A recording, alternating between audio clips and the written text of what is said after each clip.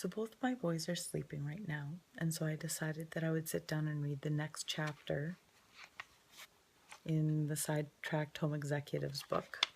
Over the last couple days, I started thinking, okay, so my house in general is pretty good.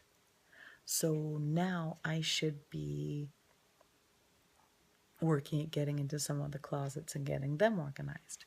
Lo and behold, I sit down to read chapter 5, and that's exactly what it's talking about. It's talking about getting into your closets, getting them organized, throwing out stuff that you're never going to use, anything that hasn't been used in the last year, scraps of stuff that is really garbage that you've been saving because you want to do something with it should just go in the garbage. Two things that they suggest that I totally would have done wrong. One, they said, don't do the kitchen first. You need to leave the kitchen until you've got the rest of your main floor done, because kitchens tend to be your main place of clutter. There's a lot of cupboards. If you do it first, you could get very discouraged and just not do any more. The other thing is, do one closet at a time. They have 4 boxes, and you label them give away and sell, throw away, put away, and storage. When you're going through a closet, you have your 4 boxes. Be willing to throw stuff away, stuff that you don't need, don't use, scraps of paper or projects that you're like, oh, I'll get to this. I'll make these for whatever. Be willing to throw stuff out. It's going to be hard, but be willing to throw stuff out. So you start in one closet. If a box gets full, like the garbage box, then put it in a bag and take it to the garbage.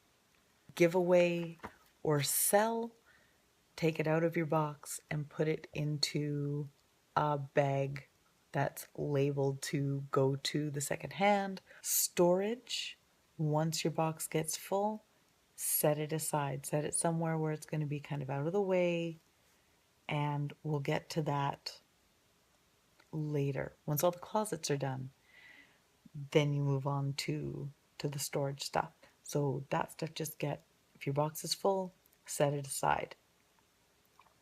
And the put away box, just set it aside and take it with you as you go around your house, because that stuff will get put away as you go. So it says start in one spot in your house, do one closet at a time, and keep going. That my vacuum's not in because my Christmas shoebox stuff in, which I need to finish filling my shoeboxes and organizing all that stuff, so then I can take it to the church, and then that's done, and I don't even have to think about it until next year. This also talks about setting aside your file box. Now that I've been doing this for a couple of weeks, it says set your file box aside and only doing things that have to get done, such as dishes and laundry and stuff, because anything that isn't going to be detrimental, to just set it aside until you are done with your closets. Because the closets, once you get them cleaned out, they're easy to maintain.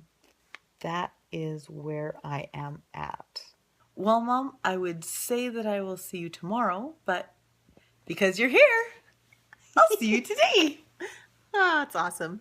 So Mom helped me pack all my shoe boxes, and they are over on the couch, and I now have a list of things that I need to get for them. So that's pretty awesome. Mm-hmm. So I'm thinking we're going to try to get some more interesting, less this is how I clean my house today videos happening. And well, yeah. I have to say that when I came in, I was really quite impressed. There was a whole lot more room in the living room, and things were really quite tidy and clean, and there was no dust. And walked into your kitchen, and I thought, wow, that is really awesome. Success! Yeah, My mom is impressed. I am. All right, so for anyone who's not my mom who's watching, we'll talk to you tomorrow.